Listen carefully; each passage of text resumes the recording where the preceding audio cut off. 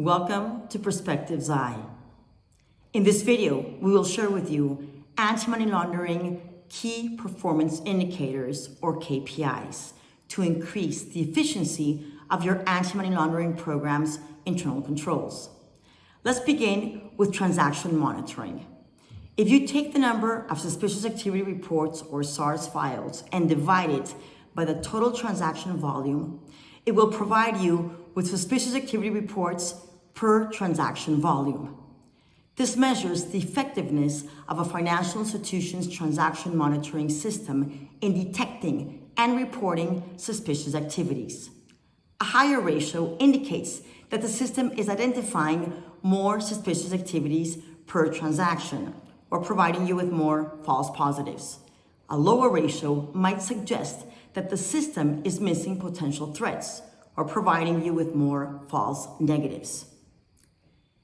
The uses for these results will assist you with trend analysis, where you can track the KPI over time to identify trends and patterns. An increasing ratio might indicate a growing risk profile, while a decreasing ratio could suggest that the system is becoming more efficient. Additional uses include benchmarking. Compare the KPI to industry benchmarks or peer institutions to identify areas for improvements. Let's move on to customer records or your customer identification program. Take the number of incomplete customer records divided by the total number of customers and multiply it by 100%. This will provide you with your total number of incomplete customer records. The uses for this outcome will assist you with your risk assessment to identify areas where the customer due diligence process is failing to capture critical information. Additional uses include process improvements, where you can identify gaps in the customer onboarding process and implement measures to improve data collection. Let's move on to employee training. You take the number of employees that have completed training divided by the total number of employees multiplied by 100% to obtain your training completion rates.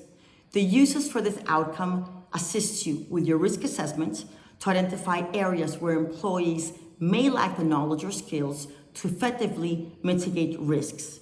Additional uses include process improvements, where you will evaluate the effectiveness of training programs and identify areas for improvements, in addition to identifying training needs.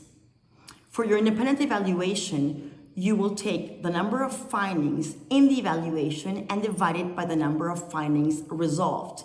This will provide you with an independent evaluation response. This has uses for your risk assessment to identify areas where the institution's AML controls are weak and require improvements.